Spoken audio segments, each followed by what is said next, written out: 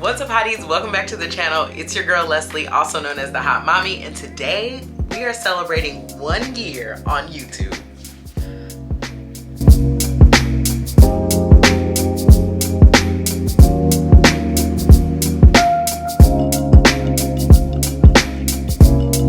What's up, hotties? Welcome back to the channel. Oh my god, thank you for being here. If you haven't already, be sure to click that subscribe button so that you never miss any of my weekly uploads, especially because after this video we're going to be getting 2 videos a week, and I would hate for you to miss out. On this channel we cover everything from lifestyle to luxury travel to parenthood, my life, and everything in between. And honestly, I have such a great time sharing it with you, so you definitely want to subscribe. Things first, this is crazy. It is so wild to be sitting here in front of this camera with you to tell you that we are celebrating my 1 year anniversary on YouTube.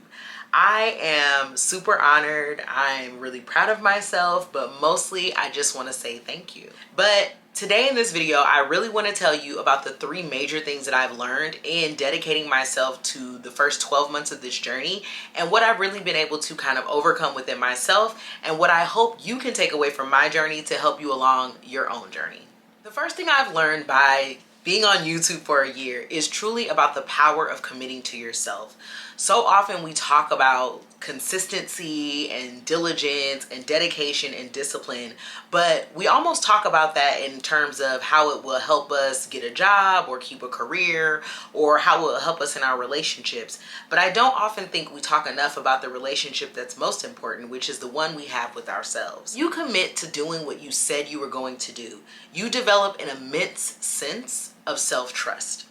And so often, some of the reasons that we aren't able to achieve the things that we're looking to achieve, or we're not able to really hit those goals like we want to, is because honestly, we haven't proven to ourselves that we can. We haven't proven to ourselves that we're willing to commit to the process. We haven't proven to ourselves that we're willing to get up and show up even if no one else is forcing us to. I taught myself what it was like to not ask anyone else to do anything for me, but instead require me to do something for me. When you tell yourself yes first, nobody else can really tell you no, because you've already decided within that you're going to do it anyway. And so there isn't a no that can come that will stop you from continuing to try to reach that goal. One of the things that I've learned is that by saying yes, no matter how challenging the goal may be, you're ultimately telling God, the universe, that you are ready to commit to the biggest thing that they have for you. So we all know that we come here with gifts, with talents, and all of the things already within us to achieve all of the things that we want.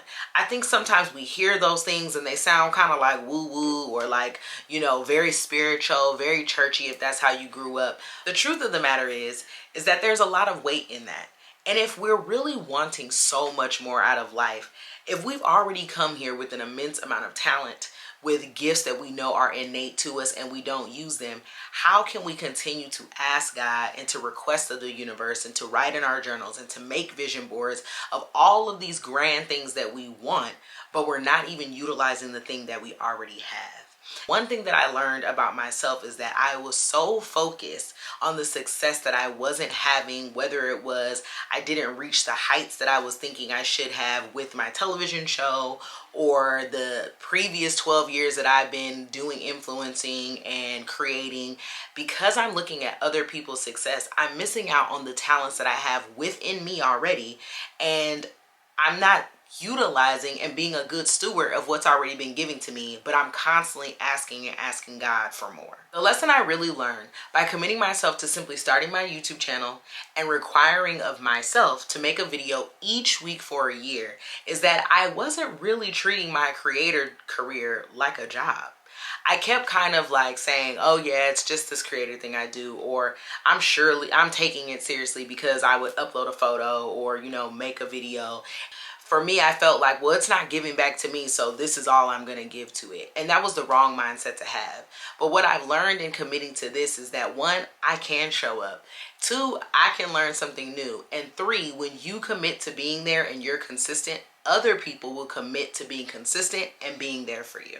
So in that, we have to understand the law of physics applies to everything truly. If you sit and expect things to come to you, nothing's going to happen. Whether that's career, whether that's a love life, whether that's a new place to live, or just something that you're longing for to change your own experience.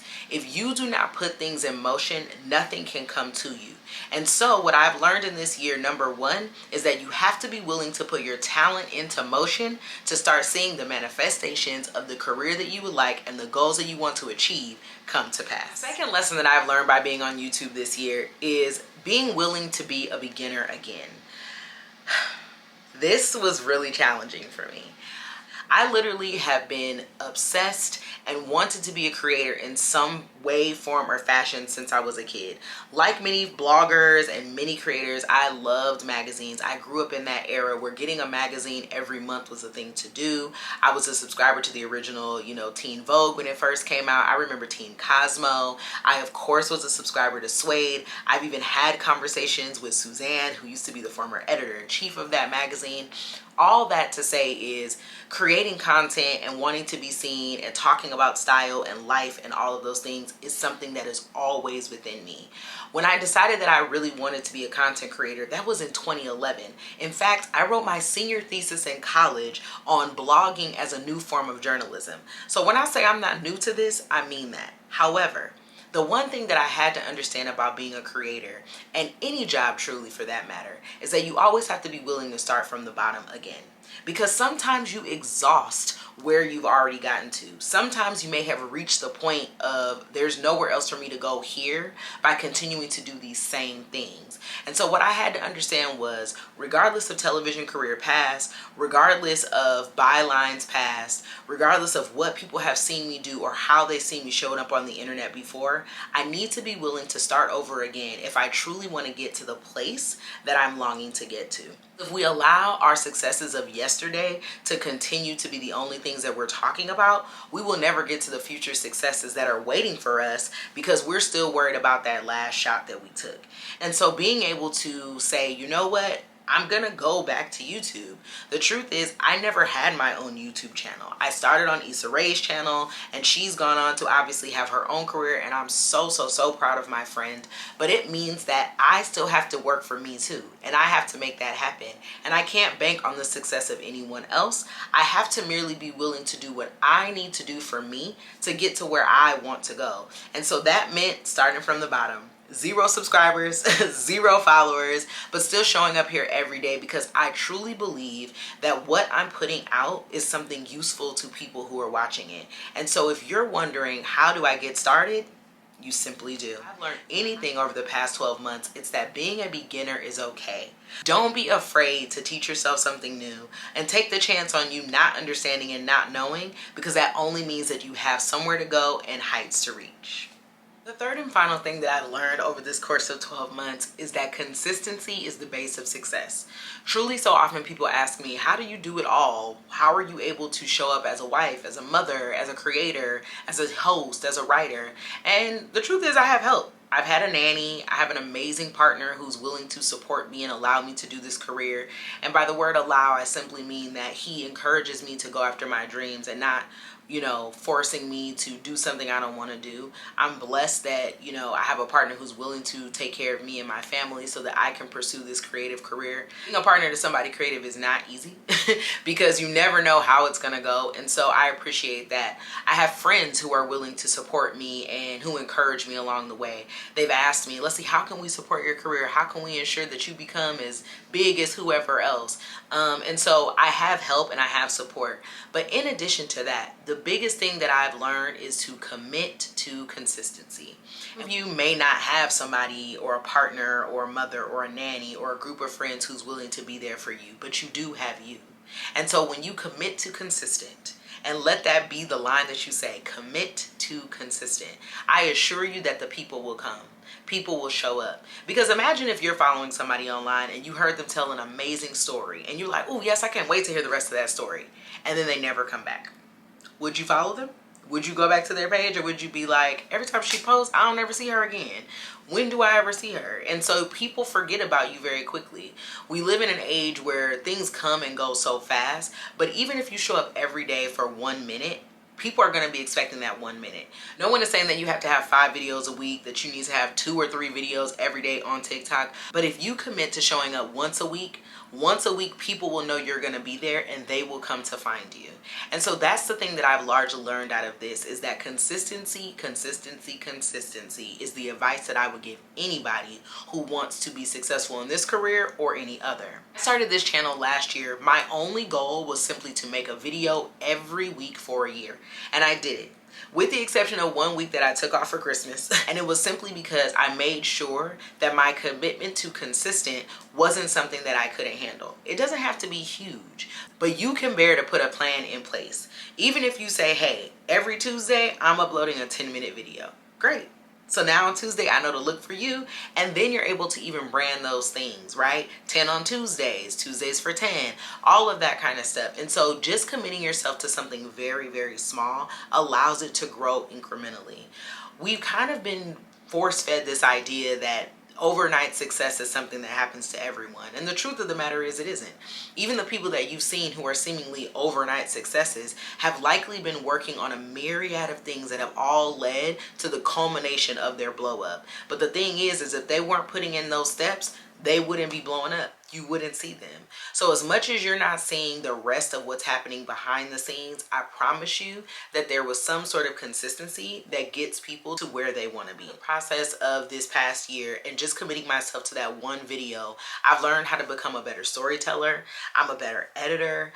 I've learned how to look for ways to tell different sorts of stories, more cohesive in the things that I'm trying to say. And it's honestly helped me get even more comfortable with being on camera. The way that you get better at anything is to just consistently show up. The things that I've largely learned too is what I love about the creative process and what I absolutely will outsource.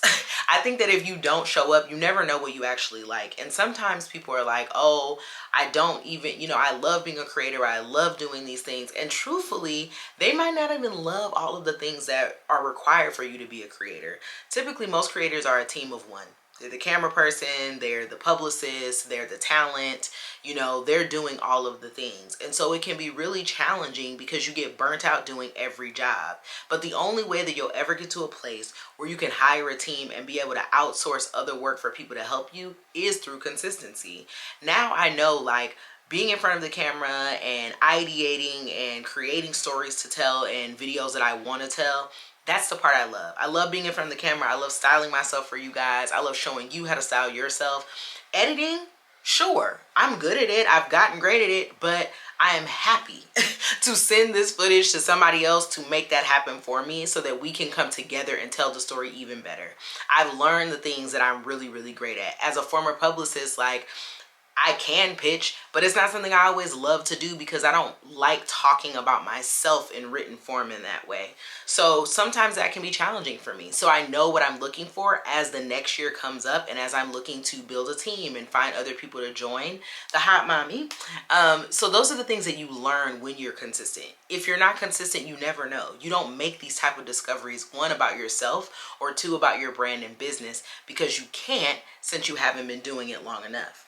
When you think about things that you're good at, I want you to ask yourself how long you truly practiced that thing before you got good. Because I promise you didn't pick up a tennis racket and you were Serena Williams the next day. I guarantee you did not start bowling and the next thing you know, you were ready to be on ESPN in the bowling championship, right? Truthfully, none of us even took our first steps and were able to run the next day. And so by continuing to get up, even when you fail, trust me, there were videos that were really bad. There were nights when I stayed up all night because I couldn't figure out how to edit a video. There were times when I was crying because I lost footage. There were times when I'm like, this is dumb, no one's watching, I'm giving up. But I didn't. I continued to stick with it. I continued to force myself to be there, and I'm really, really so happy that I did. And I hope that from this experience and from me choosing to commit to myself, that you now know you can commit to yourself too. The truth of the matter is, anything you want to be good at requires consistency.